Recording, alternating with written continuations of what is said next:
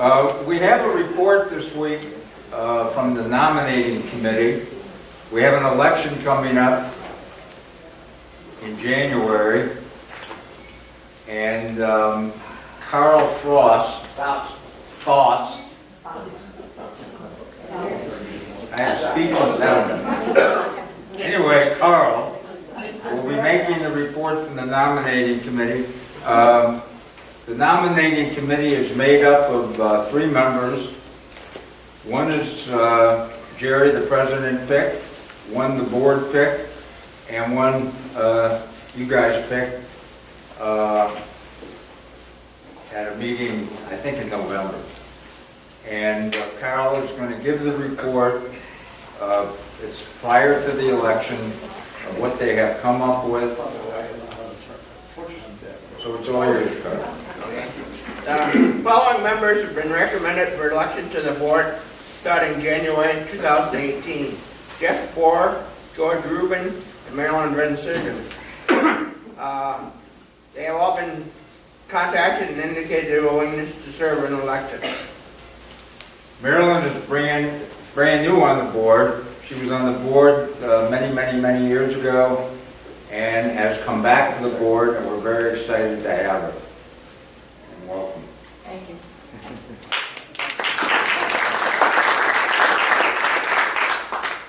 The next news is that tonight, yesterday, Jerry announced that he was not going to be able, for some family issues and so forth, to continue his presidency.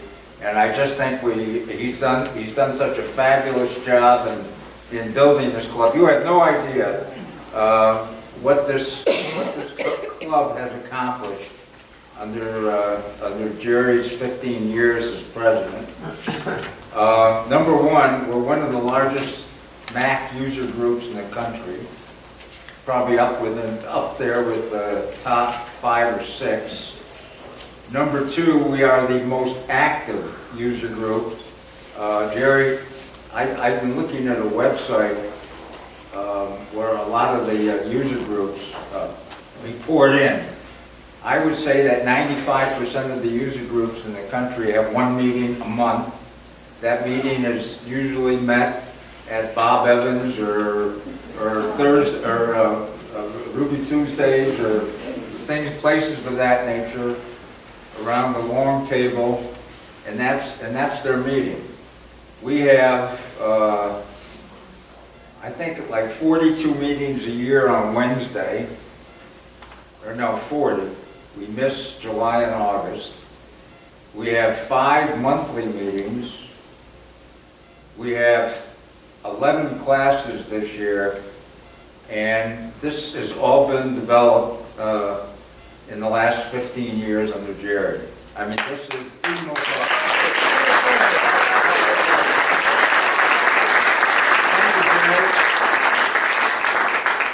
Thank you all, and it wouldn't happen without your help. Thank you. Thank you.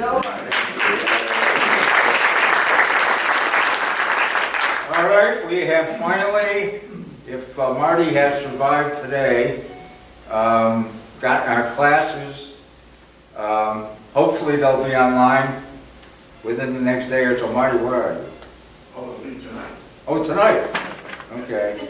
We've only exchanged 85,000 emails today to make sure everything that you're looking at. Waiting for you to announce it. To be accurate. Eckert is going to announce, Eckert is our class registrar, and if you want a real, I mean, that is a job, full-time job, almost 20 weeks a year to manage the classes. And we're trying to do some things that'll make life easier for all of us, and he's going to talk about it. Step forward so that you can see me and better hear me. Look at his shoes tonight. Yes. Before you do it. I'm trying to be color coordinated. That's probably my only coordination, but we'll see. I'm delighted, as I am every year, to talk about our class program in the year 2018. We're going to have 11 classes starting on January 15th, ending on March 26th. They will take place, as usual, at Hodges University at the intersection of I-75 and Immokalee. You know the location, but we will be we give you a lot of information on our website regarding location, the program of each class, of these 11 classes, who the instructors are, and we will encourage you to sign up early. We have made good arrangements with Hodges University in that we are no longer limited to a capacity of under 50, because we have managed to get 2 adjacent classrooms. That doesn't mean we want to necessarily have 100 attendants, but if we have 50, 55, or 60, I think we can accommodate them easily. The fees this year, as they were last year, will be $15 per class. We have done away really with packages that would consist of 2 sessions, where one class would have 2 sessions and our students would have to pay a double fee, like $30, because it is not all that easy to manage on our website using our PayPal system. And we did have problems occasionally that people could attend one of the 2 sessions but not the second one and try to get a refund, and our policy was to discourage refunds. So we had a problem, but I think when you look at the program at the website, you will find out it is extremely accommodating. We've also added, because of the added space, the possibility for non-members to join classes. And we would encourage you, if you have friends who are interested in our kind of technology, to bring them along, to invite them or make them pay if you want. The non-members, we will admit them to our classes. The fee will be $24 per session or per class, which we think is still a tremendous bargain. In our 11 classes this year, as in the past, we will cover a lot of very important topics. Our technology that we are involved in, is not stopping. It is expanding at a rapid pace. And the state of the art is never the same. We have great instructors, very dedicated members of our organization who have a wealth of knowledge that they're willing to share with us. And I can just tell you, I'm absolutely excited when I look at the program myself that we've put together for this year. I think every single member will find something of great interest in our program, and I really encourage you to come and participate. And sign up early, so that otherwise poor George will send out hundreds of emails to ask you to please sign up, because we don't want to have empty classrooms. So please sign up early and keep that additional work from George. I think that's probably what I needed to say. And as far as the job is concerned that George was referring to, it is very easy, because technology is advancing and I'm taking advantage of it. So my job as class registrar is a personal challenge to me, and I enjoy doing it. And there may be a little bit of work involved, and I commit errors as we all do, and it's sometimes difficult to correct them, but I enjoy it. I really enjoy being part of this organization, and I know you enjoy it as well. So again, I welcome you to our class program in 2018. Sign up early and come in great numbers. Thank you.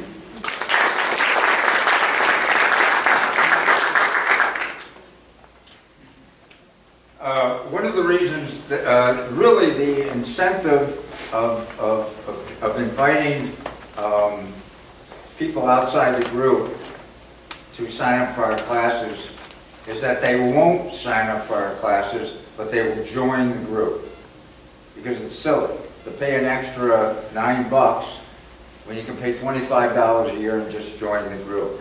I'd like to get the group up. The group's of 430 members. The group financially and everything really works neatly at 500 members, and that's about it. I mean, after 500 members, I mean, I had a dream one time that we take it to 1,000 members. But I'm not sure that would be a wise thing. First of all, we only have 85 chairs. Not that 1,000 members ever would attend a meeting because they're all over the world. But if you can encourage your friends and so forth, because this year, one of the things that we're not doing, and it was a choice of the newspaper, is we had an article in the newspaper that really brought us a lot of traffic and new people. And the newspaper has chosen not to do that. Anyway, Jeff is here tonight. He's going to talk about High Sierra. Marty? I have two things. Oh, that's right. And Marty's class, by the way, is on Wednesday. Wednesday, come for, if you got an iPhone or an iPad, which I'm sure that has covered everybody in the room. If you don't, you're kind of strange. If you don't mind me saying so. But Marty's doing the iOS session, and you don't want to miss that. Go ahead. I have two announcements.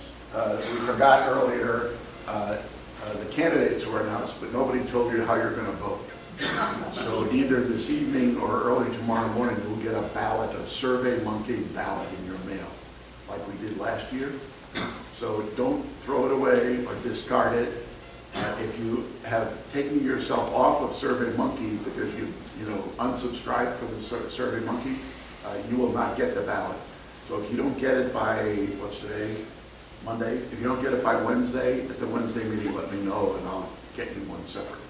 But you'll get a ballot in the next day or two. If you respond, it'll make everybody's life easy. That's number one. Number two, the classes and class registration will be open 3 weeks before the first class. So you'll see the January 15th class announcement about 3 weeks, exactly 3 weeks before. And that's the way we'll do it, to just manage the workload so we don't have 50 people registering for 11 classes. And the third thing is, we're doing 11 classes this year because I convinced these guys that we needed an extra class taught by a really brilliant guy, but it's case studies. We're going to do some case studies. So if you look at the last class, it's my class, of course. But if you have any case studies for how to get knowledge, what kinds of projects you're working on, let me know and we'll use those in the class. All right? Thank you very much. Yeah, we really have an exciting class. Okay, Jeff, welcome. Thank you.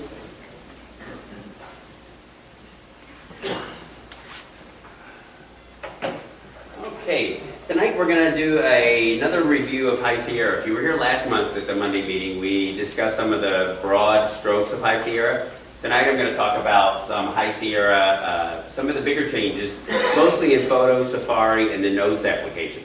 So during the program, if you have any questions that pop up, feel free to raise your hand and we'll address those, and we'll have time afterwards for questions. So High Sierra is the new operating system, 10.13 from Apple for their Macintosh computers. My name is Jeff Bohr. I own a company called Naples Mac Help, and I'm certified by Apple as a support professional, so I've been doing this as a profession for 14 years and 30 years as a hobby. So I turned a hobby into a career. So some of the large kind of broad strokes that we'll cover today are the enhanced editing features for photos, which is the evolution of iPhoto that you probably were used to for years and years. And a few years ago that changed into Photos, and they've really made some editing advancements in that program. The Photos has a new window layout, so if you've updated to High Sierra and you open your pictures, you're going to notice it looks a lot different. We're going to review what's different and where things are compared to where they used to be. As far as Safari, we'll talk about their persistent website customization, where you can have different settings that are remembered by websites that you visit, so that when you go there, the sound will be off, or you'll get reader view. So you can specifically set up for certain websites that you may visit regularly, how you want that website to behave when it's in Safari. Privacy protection and silent mode are other features that we'll review, and then we'll review some updates to Notes. So a little background on High Sierra. That was the 14th major release of the Mac operating system, now known as Mac OS. It was announced on June 5th, 2017, and it was released to the public on September 25th, 2017. So it's been out just over 2 months, 2.5 months. And as with the High Sierra region is what it's named after, likewise to Sierra prior to this. As with Snow Leopard, Mountain Lion, and El Capitan, the name also alludes to its status as a refinement of its predecessor. So they had Sierra, High Sierra, they had Lion, Mountain Lion. So it's not a major update, but it's a lot of little tweaks and adjustments. One of the interesting things that you might have heard about and may or may not understand is the Apple file system, the APFS. So that has replaced the previous file systems which have been in place for 2 or 3 decades. It's a lot more efficient. It is scalable, which means that every device that Apple makes now, from their watch to their Macintosh Pro high-end computer, uses the same file system. So it's made so that no matter what device you have in your hand, even the Apple TV, it's all going to use the same file system, which increases the compatibility between the devices.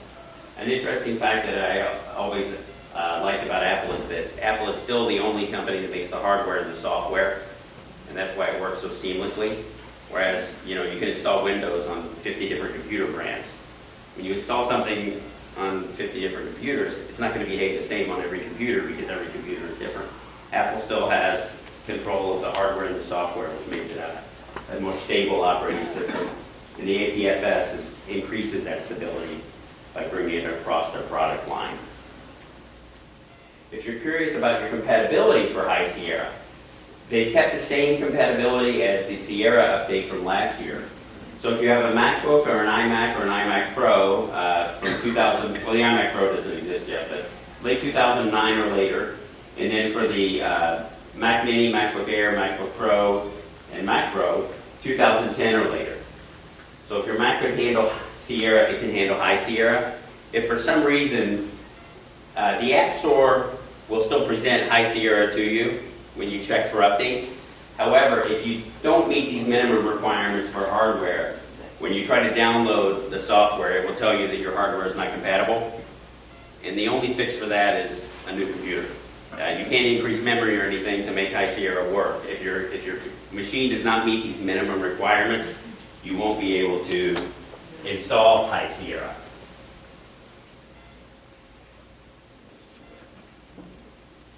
So first I'm going to cover about how the photos are presented in the Photos library. So in previous versions of Photos, your library used to be along the top. So your choices for your navigation were along the top. And the sidebar, which is shown here on the left side of the screen, was an option that you could turn on and off. So you could hide or show the sidebar under the View menu. However, now the sidebar is a permanent fixture. You can adjust the width of the sidebar, but you cannot hide the sidebar. In the top area, where the tabs of choices were before for photos and favorites and people and such, have been moved into the sidebar. There's also a selective counter that when you start selecting photos in your Photos library, I'll show you an image of this in a moment, but you'll be able to use that counter that appears in the top right of the window to populate albums and drag to an email or drag to an existing folder or project. So when you browse the photo library, on the left side of the screen, you'll have 5 main sections, and some of those can be expanded if there are contents in there. So the library section is the top section, and you'll see the header of library there, which includes memories, favorites, people, places, imports, and recently deleted. The shared section below that contains links to any shared albums that you've created, or if someone has shared an album with you from maybe a family get-together or a wedding or a vacation, and a family member has sent photos to you, those will also be in shared. There will also be 2 subsections called media types and my albums.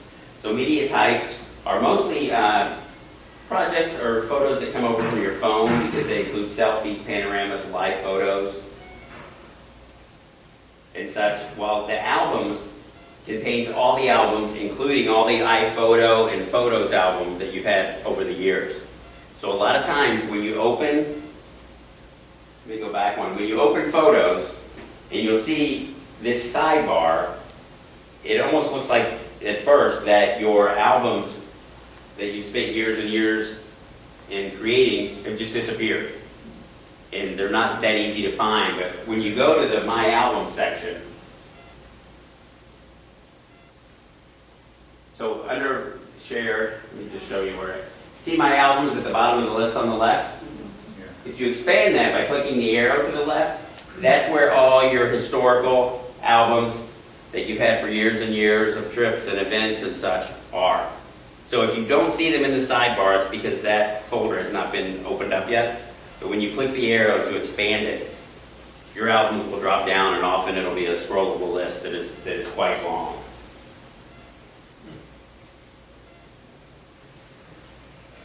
So again, the sidebar is always on now, so you cannot turn that off as before. A new feature with imports. When you first click on imports in High Sierra, it used to be that was a last import section.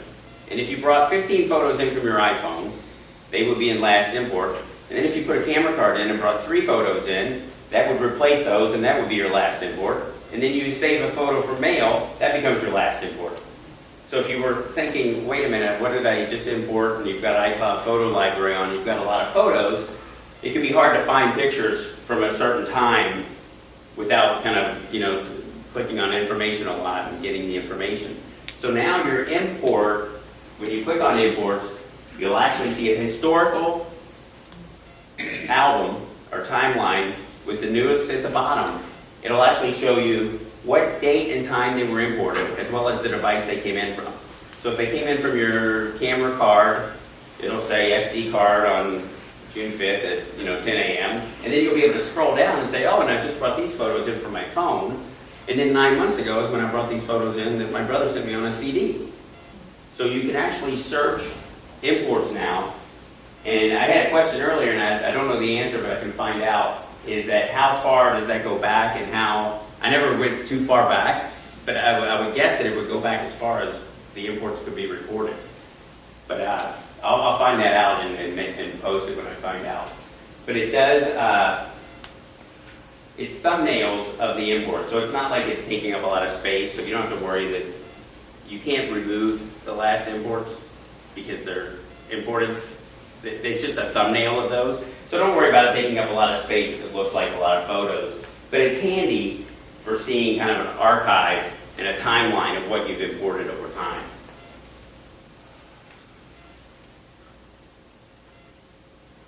Again, you'll see devices in the left column. So if you have multiple devices, an iPhone, maybe an iPad that has photos on it, you'll see certain you'll see those in the list, and when you click on those, you'll have the regular import options where it will warn you of duplicates. You'll get a little timeline at the top. It'll say 16 photos have already been imported, and then you'll be able to select from below the bar of the photos that are new that you'd like to import if they haven't been seen by the library yet. By the way, this is another interesting point. See under devices, I have an iPhone and an 8 gigabyte iPhone, and then it says network error. And the rest of that is restart modem, which is the name of that I gave my phone, because by default, your phone may have a name. If you go to settings, general, about, that's where you'll see the name of your phone. And a lot of times it'll say Joe's iPhone or Susan's iPhone. And if you're on a network and the network administrator looks to see what devices are on the network, it has your name on there. So if you would like a little more privacy than having your name, if you go to settings, general, and about on an iOS device, you can change the name. So I've made my phone network error, restart modem, just to confuse someone if they're ever looking at it. So again, these are some of the media types that you'll see. And if you'll notice the titles of them, most of these are carried over from the iOS.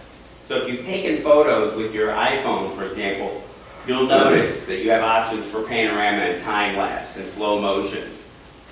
So as those photos are brought in either through imports or if you're using iCloud Photo Library, you'll be able to identify those quickly in the new photos by clicking on the media type. So if you want to see only slow motion videos, or only time lapses, or only screenshots. In the new section at the bottom, called animated, is mostly live photos that you might have applied an effect to. So I'll review how you can apply those effects in a few minutes with photos that are live photos. So if you're familiar with a live photo, it's when there's an icon at the top of your camera when you're in the camera mode, a little circle. And if that's orange, live photos is on, which means that every time you take a picture, it shoots about a second and a half before you click the shutter and a second and a half after. And then when you look at the photo, if you press it and hold it on your phone or device, it will kind of move and you can see some animation there. So with the new version of photos, you can actually edit those, and we'll review that in a few moments. So that's what the animated section is. Now, some of the biggest changes in photos this year are in the editing pane. So previously, when you decided to edit a photo, you would get just 7 icons: enhance, rotate, crop, filters, adjust, retouch, and extensions. So you can click on any of those, or the enhance button will do a one-click enhancement all over.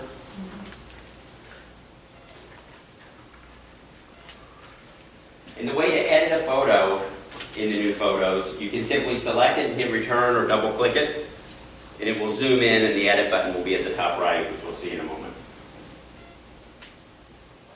So one of the new things that you'll also see in photos is that the image type that Apple has decided on for the newer devices and High Sierra is called the key for HEIF photos, which actually takes a traditional JPEG photo, which used to be the format that iPhone photos and these devices would take. If a JPEG were, a 3 megabyte photo, the HEIF format can save that in under 2 megabytes, but it doesn't lose any of the quality in it through the compression method. So I don't understand all the technical photography details, but the photos are also backward compatible. So if you take a photo with your new iPhone 8 or 10 and send it to your brother in Nevada who's running Windows 98 on a PC, he'll still be able to open it and it'll look like a JPEG to him. But moving forward, this is the format Apple's decided on. So it has a higher quality and more information than a JPEG can contain, but in a smaller container. So that's the new, the HEIF is the new format that in High Sierra is compatible with editing those photos and reading them. Marty? Yes. Just being a pill here, but just for clarification, because I'm getting things confused in my head. Yes. I understand what you're talking about. I'm cool with this. But if you could just make the distinctions so things don't get blurred between what's on the Mac and what's on the iOS device, because I was thinking to myself, okay, that's not available on the iOS, but it's only available on the iMac. So there are some things that don't cross over necessarily. Right, and this is an iOS feature that High Sierra is compatible with. So all the iOS devices are now taking photos in this format, Right. But High Sierra can work with those. Right. So High Sierra photos can read those images, it can convert them to JPEG, it can export them as usual. But an older operating system... The editing commands are different between the iOS devices and the High Sierra devices. Yeah, the editing, we'll review the editing for High Sierra, and some of them carry over, but actually the computer is a computer and these are still devices that don't have that power. So you can do a lot more in the editing that we'll review in a moment than you can on your iPhone. Exactly. But they're compatible regardless. But they are compatible. This can read everything that you can do. So again, what we'll see in a moment, when you edit a photo that you've taken, you'll get a new interface that looks like this. So you have 3 tabs at the top. You'll see Adjust, Filters, and Crop. And each of those gives you different options on the right. So when you're in Adjust, you see the Adjust menu in the right column appear with light, color, black and white, retouch, red eye, white balance, levels, curves. When you're in Filters, there are just 8 or 9 filters from different effects for color, different black and white effects at the bottom. And then the Crop section gives you different crop ratios. So you can pick square, 16 by 9 and such over on the right. And then it will automatically adjust the corner so that when you resize the photo, it will maintain that aspect ratio of the crop that you've selected. One-click Enhance is now an icon at the top right of the screen. So next to the Done button, which is the yellow button at the top right, there's like a little magic wand. When you click that, it kind of does a computation. It figures out the best lighting, the best exposure, if it needs to adjust the color in the photo, and we'll kind of do a quick fix for most photos. The Filter menu contains these filters. There's a Vivid, there's a Dramatic Warm, there's a Dramatic Cool, there's a Vivid Cool, a Vivid Warm, and 3 different black and white filters, Monotone, Silver, and Noir. So those are the different options you have, and as you click on them, you'll see a live preview on the left. And in the Crop menu, which we just discussed, you can pick the ratios. If you look to the right of the picture, there's a little scale there where you can actually rotate a photo. So if something is off kilter a little bit, and you had your phone at an angle when you took a landscape shot and it looked a little crooked, you can then adjust the angle of the photo using that scale on the right, either minus or plus to the right or left.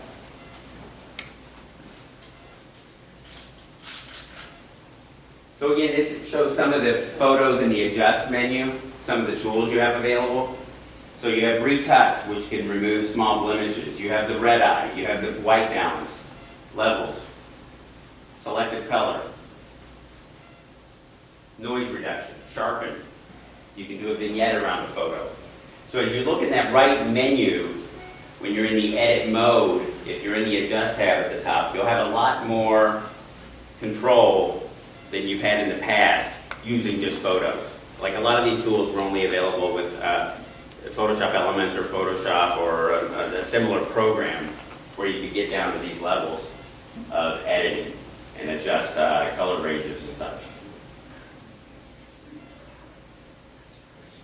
Another unique tool that you can use in iPhoto is the third-party editing menu. So if you go to the image menu at the top, so there's an image menu where you can do the rotation and flip it horizontally and such. There will actually be an edit with menu that will show you all of the available programs that you may have installed or available that could edit the photo without having to leave photos. So if you go to this list and you pick Photoshop or one of the programs, Pixelmator, that you have installed, and it even shows the different versions that you may have installed, it'll open up a little Pixelmator window within iPhoto. You can do the edits and then take it back to iPhoto, edit it using the third-party app. So that's a new feature that integrates with third-party applications. How did you get to that menu? Yeah, how did you get Under there? the image menu, and it got cut off a little at the top, but the word image is right above adjust date and time there. Got it. So it's the image menu where you would normally probably go to rotate it or flip it. Down at the bottom of that is edit with. So that's something new that's really handy, especially if you're more comfortable with some other software that you may have been using, and they'll all show up. Even you could edit in preview from this menu. So it doesn't have to be third party, it can be Apple software for images. Does that include the aperture? I don't think, because I have Aperture installed, and I think because Aperture's been discontinued, I don't think you can edit it from within this menu. But yeah, because I know I have Aperture installed when I took this screenshot, but it doesn't appear. So I think that Apple no longer supports Aperture. They wouldn't go backwards to support it, because if there was a problem, they wouldn't be able to deal with it probably. So, yes, sir. Just as a point of information, my system works fine with the current version of Pixelmator, but it will not work with Photoshop Elements. Oh, really? I know Pixelmator just did an update. Yes. The Pixelmator Pro, that was a paid update, but No, I don't have a paid update, but I have the current. the regular I Pixelmator. have the Did you, current version of Pixelmator. is it the current version of Photoshop Elements? As far as I know. Yeah, because that would be the only thing I would check if you were used to using something like Elements. I think they're up to 14 or 15 now, last I saw, but you might check the I version. think I have 15. Oh, so yeah, I'm not sure why that would, it won't install or it won't open? Won't open. Does it show up?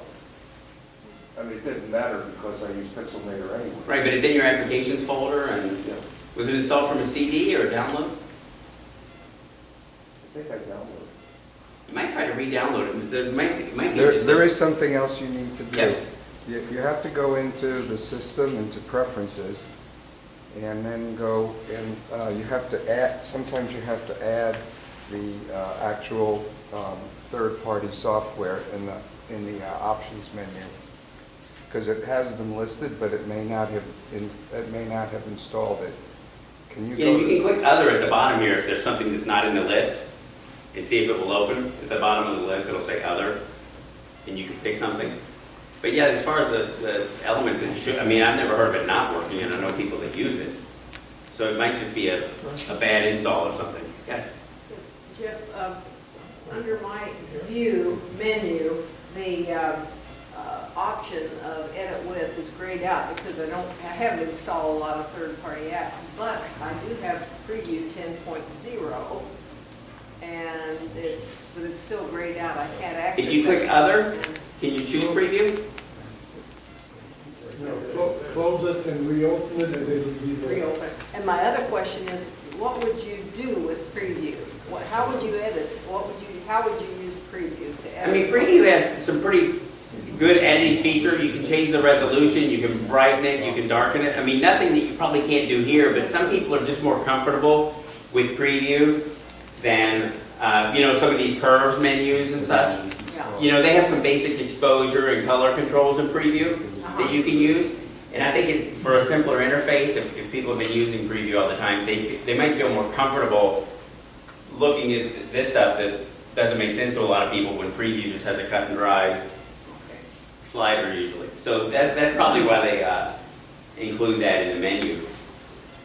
But anything that can edit images, almost any software that you might have should show up here. If it doesn't, click other and see if you can just add it manually. Yeah, but you still may have to go to System Preferences and then go to Extensions, and it could be listed in there now, but not checked off. And Usually it'll prompt you, like if you install Dropbox, it'll say you must enable this, so you'll manually be able to do most of them. It'll kind of nudge you in that direction. System preferences and what, photos? Extensions. Just general system preferences. And Oh. yeah, some programs will need extensions to operate. You have to give the software permission because High Sierra is a lot more secure than prior versions. So you have to reauthorize Dropbox. You have to reauthorize other services that are needed using extensions. But it will usually prompt you when you need to do that when you install it or try to open it for the first time. So if you get a message like that says you must authorize this and you have to type in your password to unlock system preferences to modify an extension, if you're comfortable with the software, it's okay to do that. Don't be afraid or not do it. But if it's something you've downloaded and used and it's a reputable company, you can trust it. So one interesting thing, when you do these edits using a third-party software, if you try to open the photo, it'll tell you that you're editing it in another application if you haven't saved it yet from within the window that opens up that we just talked about from the list. It'll prompt you if you want to open this again, you'll lose any unsafe adjustments made in the other application. So it'll give you a little warning if you have the chance of losing anything you've just spent some time working on. And this is the message that you'll see. So it looks kind of scary, but it's just verifying that you're done editing in Photoshop or Preview or what, Pixelmate or whatever you were using before you commit to discarding that.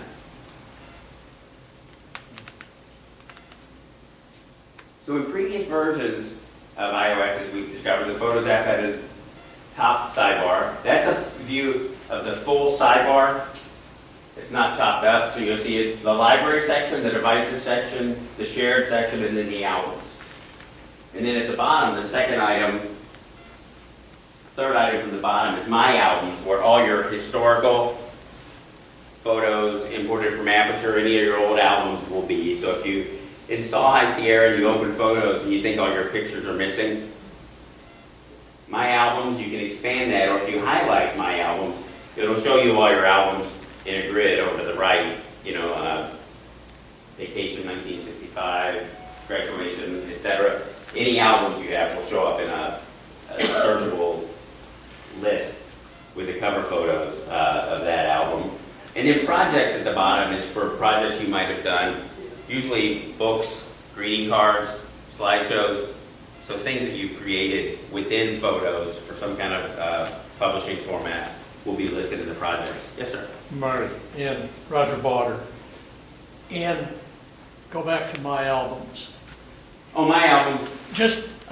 What I have is a question in how to get rid of, right now, I have an untitled album. I had moved stuff out and consolidated into other albums. I want to get rid of this, or I want to get rid of a title of an album. It no longer has anything in it. Deleting it will not go away. Clicking on it, if you can get it to come up, you get, I think it's 3 options: copy, delete, rename. I could spend 20 minutes and not bring that up. And it just won't leave then? No, it won't come up, so I can delete that. Oh, so you can't right click or control click on it? Oh, I can, but it won't go Have away. you tried command delete when it's selected? That'll work on, that's how you delete photos now. You can't simply hit the delete key, but command delete will let you delete photos that are selected in the browser window there. So when you control click, when he's control click, he's not getting any reaction? On a folder, he's not seeing the menu. Yes, I'm not having any problem. And you have High Sierra?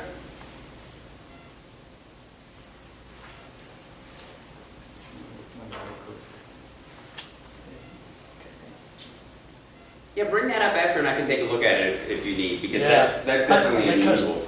I really struggle with this to get rid of that, and sometimes it goes just great. Yeah, well, I can look at that after if we don't figure it out. Another thing you can do in High Sierra is edit live photos. So live photos, again, are the ones you take with usually an iOS device, an iPhone, or I think iPad can take these if it's a newer iPad. So it actually has a little animation with audio and video. So when you click edit, and it's a live photo, you'll see this little timeline appear at the bottom, and you have the option to mute the sound if you click the little speaker. And you can also, since it's a little 3-second timeline, when you're looking at that in your library, you're going to see one kind of snapshot from some arbitrary point of that little live video. And it might not be the one you want for some reason. So that's where you can click on the timeline and select to make a certain section of that your key photo, which is the one that's displayed in the library. So when you look at through your photos, your live photos, the icon for it will actually be, randomly picked. It's not the center point. It's never. There's no rhyme or reason to it sometimes. But you can select what the key photo is. If a horse is jumping over the fence and you don't want to get his tail, which they picked for the key photo, you can then change the key photo to catch the arc of the jump from that little bunch. So when you're looking at it, you kind of have a better idea of it. Another thing you can do is there's a button that says live over on the right there. That'll bring up a menu where you can add effects to live photos from within Photos in High Sierra. So some of the effects, you can do a loop, which if it's a live photo, it'll just go around and round. You can do a bounce, which kind of goes back and forth and reverses it. And then you can do a long exposure, which if there's moving parts in the image while keeping the still parts the same. So, for example, if you took a live photo of traffic at night on a busy intersection, the cars would look like streaks, but the ground would stay still. So depending on the effect, you can turn those on and off. So the default is live, which is shown there at the top. And you can apply a loop or a bounce or a long exposure and then go back to the live photo before you click done, which will be at the top right to save the edit. Jeff, Yes. can you get rid of the live ones? It's just, that, you know, you did it by mistake, you don't want the live ones. How can you get rid of, select the photo and keep it, and get rid of the rest of it? Yeah, good question. Go into edit. And Oh, you mean then- like just keep it as a single snapshot? Yeah. I think. You go into edit and then click on off live. And then Yeah, you off. can, oh yeah, that's right, you turn live off, which Yeah. is next to the speaker. Oh, okay. So that's a toggle switch to turn the live photo off, even after the fact. Who made that comment? Hey, Over here. lady in the back. Here? What? Oh, good. Yeah. Which comment? But that's the button to the left of the speaker is the live photo button, which toggles that feature on and off.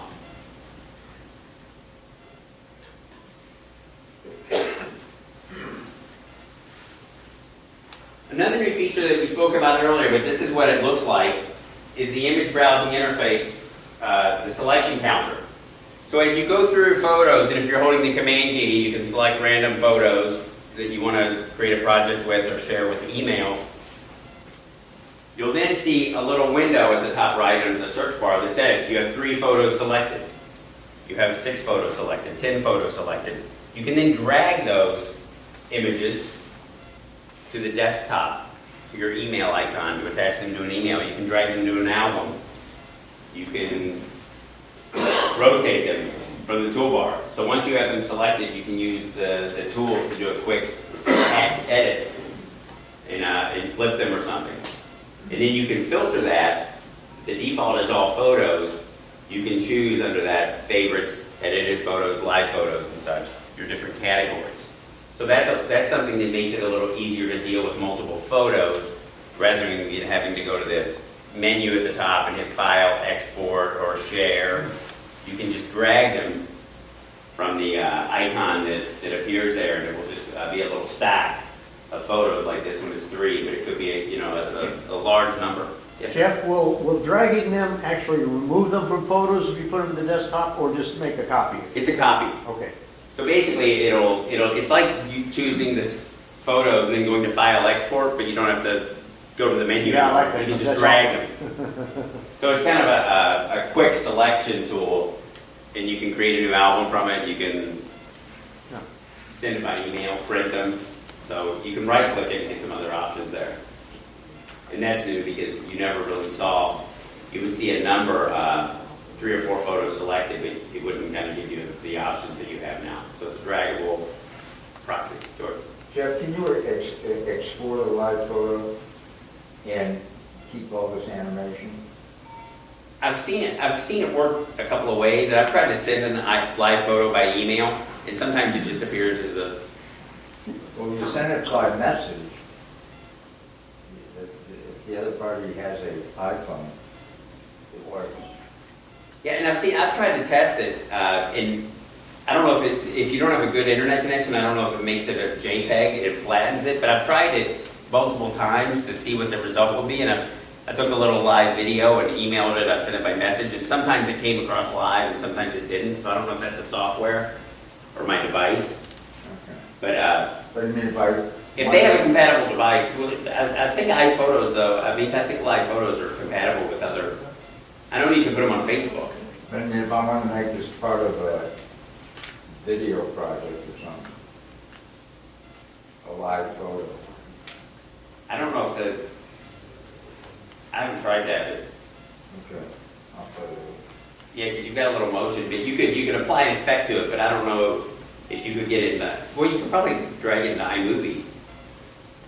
I mean, that'd be something we could try, but, yeah, live photos are something that came out a couple of years ago with the iPhone, and either you probably love them or you hate them or you don't care.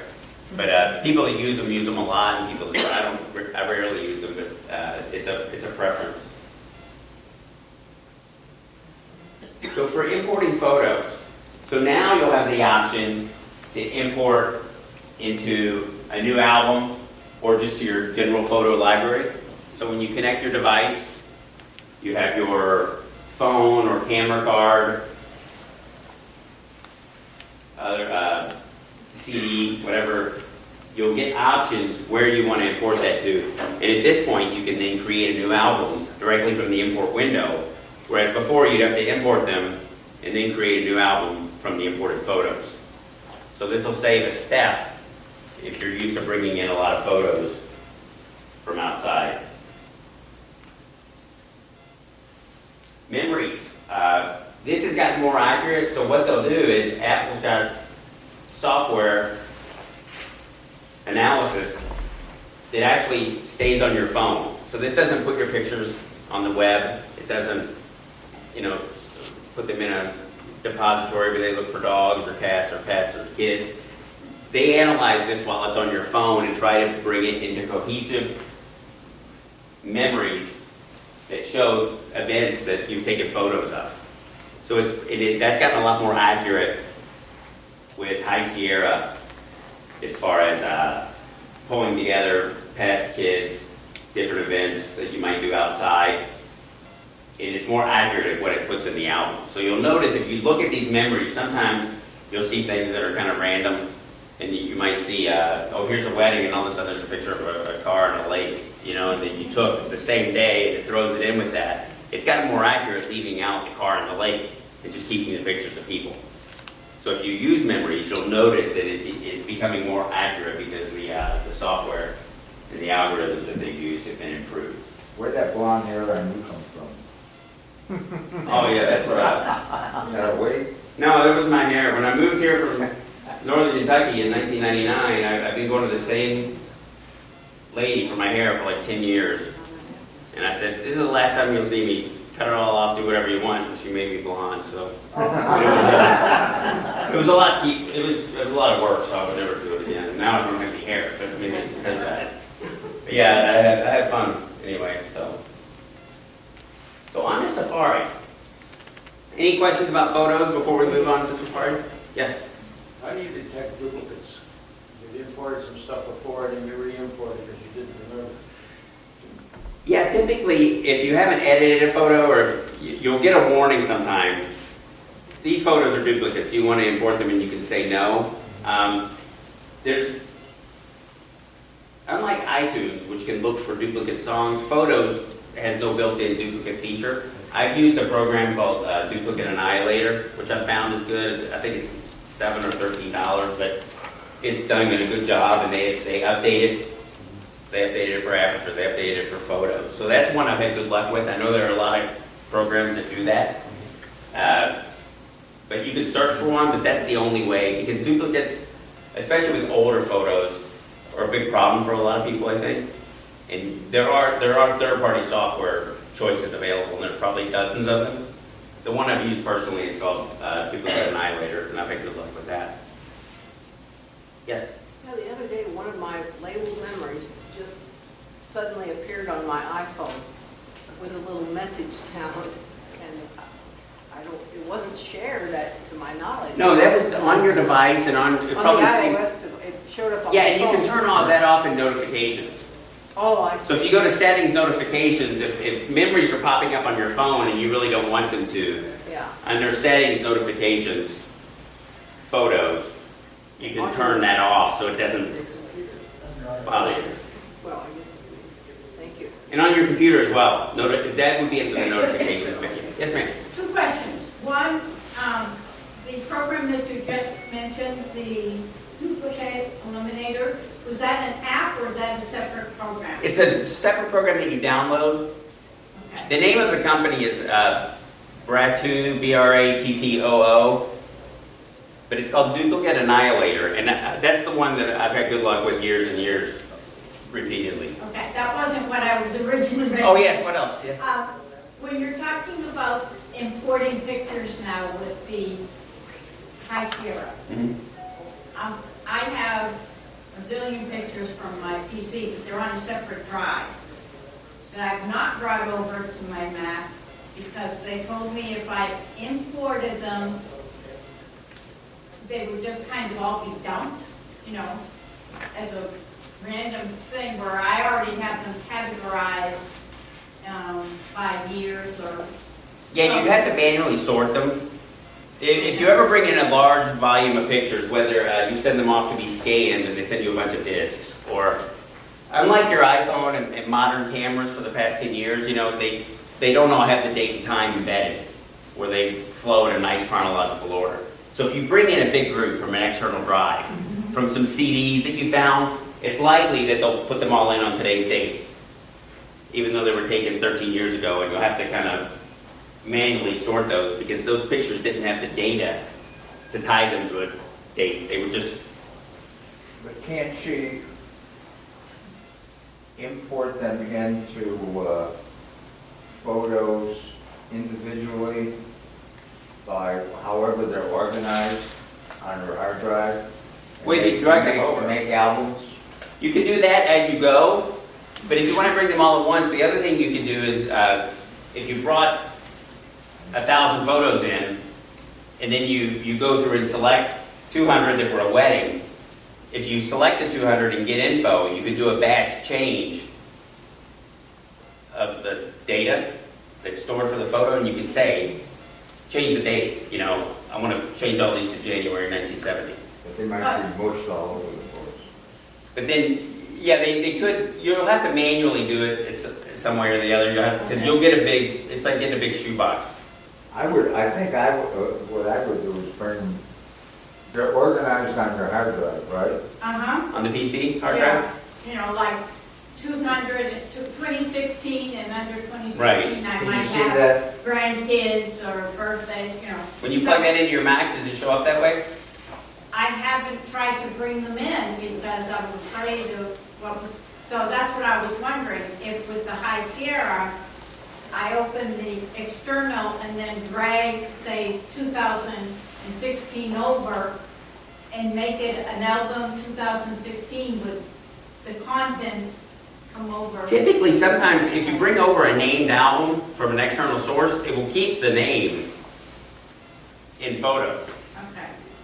But let me ask you, if she just plugs that hard drive in, isn't she at risk if it's not, if it hasn't been, if it's not compatible for Mac? Well, a Mac can pretty much read almost any drive that you plug into it. It's when you plug a Mac drive into a PC, the first thing it asks you is, do you want to initialize this? We can't read it, and then it zaps it if you hit yes.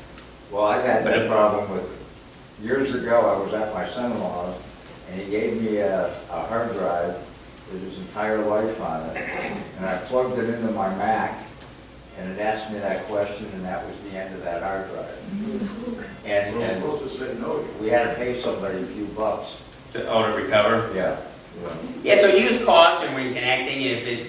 Don't just click the blue button if something comes up. Make sure you read what you're saying when you connect an external drive, because it could say something like that and erase the disk.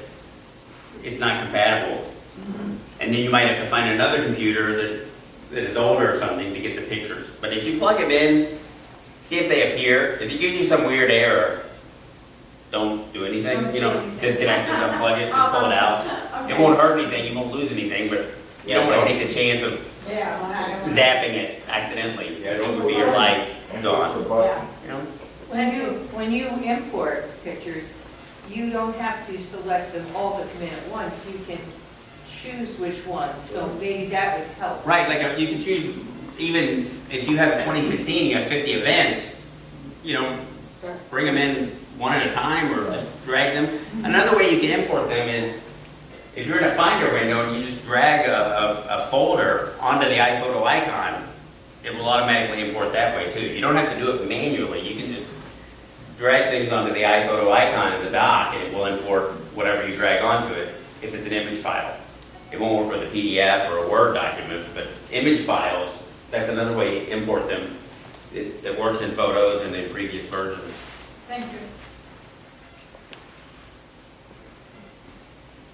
So Safari, some of the content controls. Everybody's probably had the occasion where they open up a web page for The Verge or CNN, and all of a sudden you hear this noise, and you can't find where on the page it's playing. And all of a sudden you hear this loud noise, and you're trying to scroll and find it, or it might be a not friendly environment for that kind of stuff, and people are looking at you. But High Sierra automatically mutes autoplay videos now. So automatically, they're muted. So that won't happen to you anymore. If you control click on the website bar, you'll get a menu that says, when visiting this website, which happens to be theverge.com, you can check whether you want to use Reader when it's available. So if you check that, every time you go to The Verge, it'll present the content in Reader view. So without the ads on the side, it's just the text. You'll be able to enable content blockers. And you can then choose, customize the page zoom. Some web pages might start up at a smaller font than you like. You can adjust the page zoom here. You can adjust the autoplay.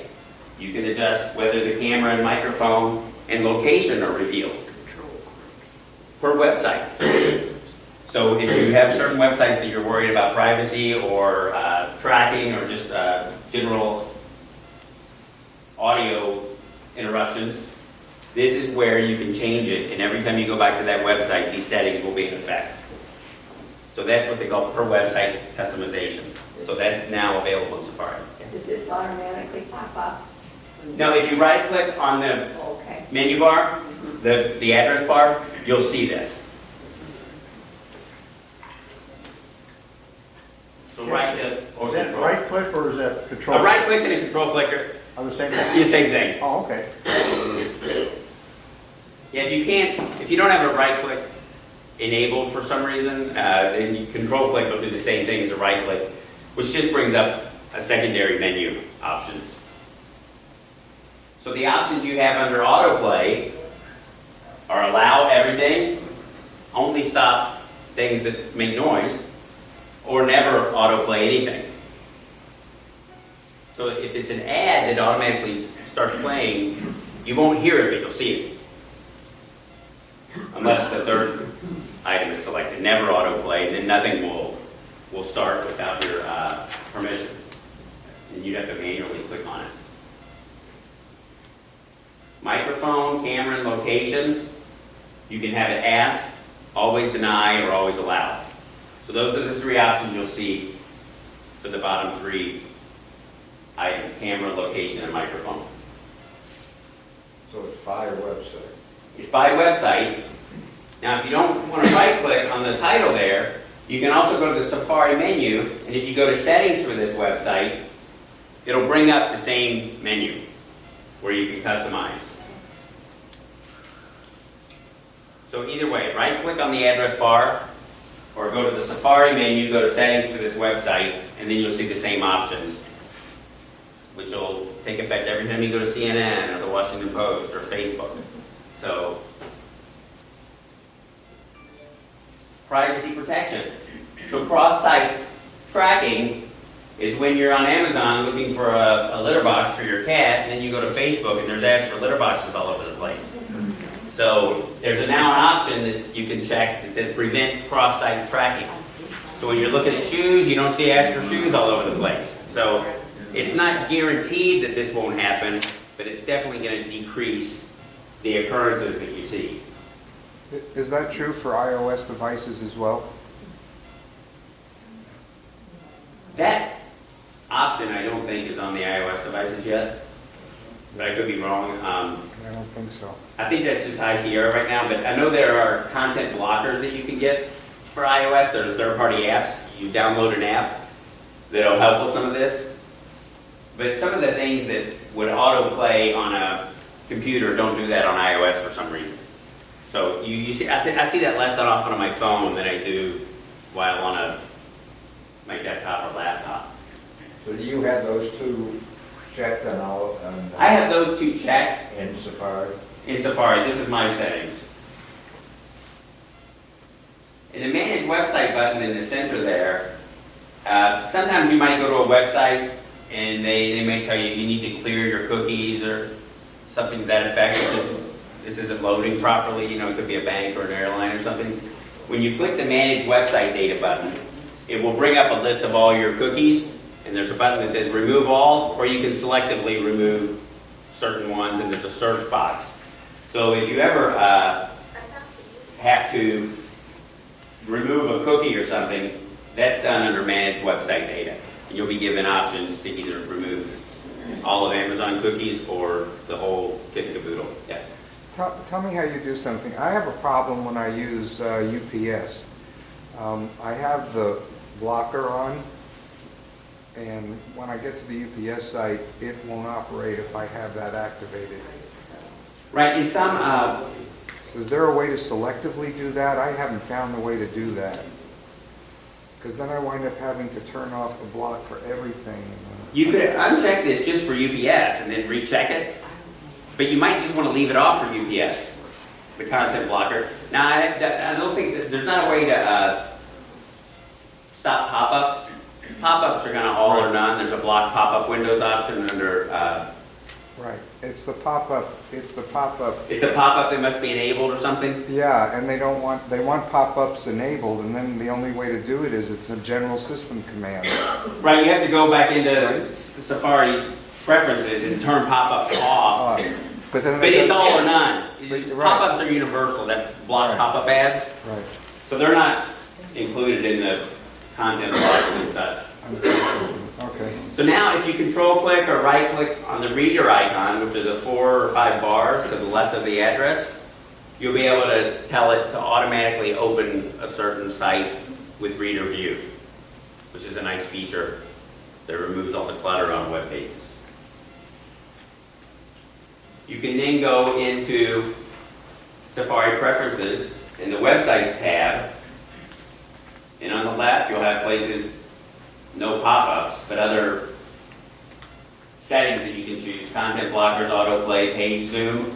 So you can then see, as you go in and turn these features on and off, and you have content blockers on the Verge, but you don't have cross-site tracking off for another site, then you can go here and see, okay, Backblaze and Cult of Mac, all these websites that have reader turned on or off. So you can see a master list under the Websites menu in Safari Preferences of all the websites that you've customized in the window that we saw before. So if you want to see all the settings that you've changed for content blockers and autoplay, you can do it in one list here, rather than having to remember what websites you might have turned the feature on and off. So High Sierra, the last thing we'll cover is notes. Some of the new things that they've done is pinned notes, and you can put tables into notes now. So pinned notes is simply, if you right-click or control-click on a note, you'll get an option that says Pin Note. And all that does is put it to the top of your notes. By default, notes are sorted chronologically. The newer ones are at the top and the older ones are at the bottom. But if you want to put some at the top all the time, you can pin them, and then they're the first notes you see when you open notes. And pin notes sync, so if you use notes on your iPad and your phone and your laptop and your Mac, when you pin it on one device, it's pinned everywhere. So it just means that it's at the top of the list. So that's a new feature. You can also lock the note, and I wouldn't recommend this in place of a program like 1Password, but it is a place where you could keep a Christmas list or something secret, you know, and if you choose lock note, you'll be prompted to create a password, and then you have to remember that password to unlock that note in the future if you want to get to it again. So make sure you know or make a note of the password if you lock a note, because if you forget the password, you're locked out. There's no security question or anything. It's just a simple lock. You can now add tables to notes. So there's an icon at the top. If you see the padlock, to the right of that, there's a little grid. So you click on that, and that adds a table. And you can then, you can't add a table like you could in a number spreadsheet that automatically tallies, you know, a subtotal or a dollar amount that you might keep track of. But you can do a simple grid here that will allow you to put information in as far as expenses or a schedule or something. And if you want to, by default, it gives you one row and one column, so 4 squares. If you want to add columns or rows and make it longer or wider, if you click on the little arrow that appears when you hover over the row, for example, that'll bring a menu that says add row above, add row below, or delete row. So you can modify the table height and width by using these commands. And as you add columns, the table just gets smaller. It doesn't like stretch out like a numbers document where you have to scroll right, you know, several pages worth. So it just kind of gets smaller and fits the window that you're in. So it doesn't like expand like a regular spreadsheet. It's not a spreadsheet, it's just a table. Now you can also share notes with people. So if you click the little icon, the little silhouette with the plus sign, you'll then be prompted to add people to the note. It'll bring up this window. You can put this on Twitter. Whatever you're sharing in system preferences, you can set up what services that you have sharing with. So for example, I have messages, mail, Twitter. Now if you put a note out there for someone and share it, it says in light gray type at the bottom of the screen, people you can invite can make changes. So if you put a list and send it to you know, someone in your family, and they delete an item on the list, it's gone on yours too. So the shared file, if you share a note, it becomes one note that many people can edit. So use caution sharing your only copy of Grandma's chili recipe, because if somebody deletes the line that has tomatoes or something, it's gone from your copy too, unless you have it somewhere else. So shared notes can be edited by any members that can access them. Probably should make a copy of it. Yeah, don't put your only copy of anything in notes. It's another good idea. So if you want more information or get in details, Apple has a website, apple.com/macOS High Sierra. And I want to close on this. My brother-in-law sent me a text message yesterday, and he said that he wanted to show his daughter the new iPhone. And he went into the Apple store. He said he opened the door and yelled, "Walmart on 41 and Estero is giving away iPhones for the next 2 hours for free." He said that's what the store looked like. I don't know how he got this picture anyway, but it was a funny story that he made up to explain it. It's 8:45 in the morning. It must be early or, yeah, late at night, but You never see it like that. you never, yeah, no, I've never seen it like that, so. Any other questions, or, yes? I have a Safari question. Yes. I haven't done the update yet, but I always wait until a few months go by. It settles down, yeah. Recently, I was on a website and had to download a form, fill out the form, submit it, and now every time I open Safari, that thing pops up, and I went around trying to get rid of it. I just have to override, go to bookmarks and say show favorites, but kind of override it. But I can't get this particular website's pop-up screen. It pops up every time I Go to open it. Safari Preferences, and under the General tab, it's probably set itself as your home page, it sounds like. Yeah. So just change the home page manually to Google or Okay. Naples News, whatever you'd like. So settings general, Okay. that's taking over your home page, and that happens sometimes. There's still no viruses for Apple computers, but there are. I've seen Yahoo take over your home page, and every time you open Safari, Yahoo comes up. So always check settings general, and you can specify what page you'd like to open Yeah. when you open Safari, All right. and that's what's happened.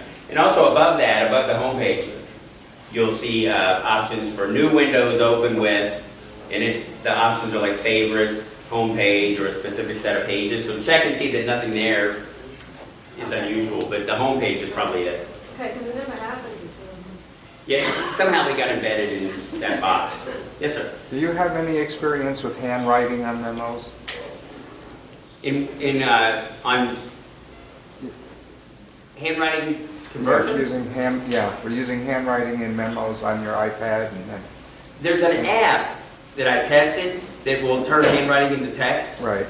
And that's the only thing I've used, and I can't remember the name, but I can look on my iPad and But Apple's not doing it completely. It does something weird. I've done handwriting in notes, and then it takes the first line, and it will do optical character recognition on the first line of my text. It doesn't always get it right, of course, because I'm close, sloppy. but not right, yeah. Yeah, and then that's all it does. I haven't seen it another thing. I have another app that will convert after I've written it, and I use that all the time, but I Yeah, I've haven't. used third-party apps, but I haven't had much luck with, I don't know if Apple's really pushing that. No, And I don't, right? And that you haven't seen that at all, right? and they haven't announced it, so I think it's maybe a beta, they're testing it, but they're not even giving it a name yet, because Okay, it does do weird things like that. Yeah. So. But okay. a third-party app will probably be your best bet for consistent accuracy and such. Are you going to send your notes out for the discussion? Yeah, I'll send this will be available as a PDF tonight, so. Any other questions, or? Yes? Sometimes Safari or other browsers have a page that lets you fill in some information. And I click to fill in the information, instead of letting me fill it in, I get a pop-up that sort of locks me out of filling anything in. Then I hit escape, and it goes away. But then I try typing it again, and it pops up. Have you interested in that? No, I know that some web pages do not allow like autofill. Not a lot of them. Have you tried a different browser? Yes. Same thing? Same thing. Same website? Not necessarily. Randomly?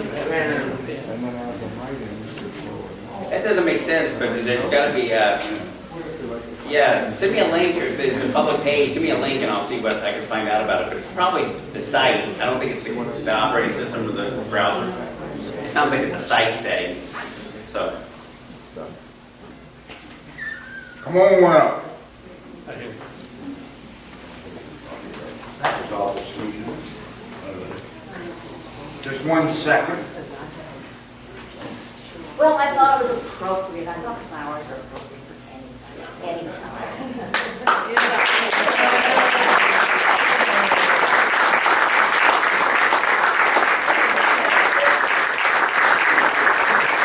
Thank you for your extreme dedication Thank you. to this group, for your, all the time, all the sacrifices, all the time for your marriage. It's still intact, isn't it, after all this? I love it. All right. Go home and enjoy. You have to cut the bottom. Thank you.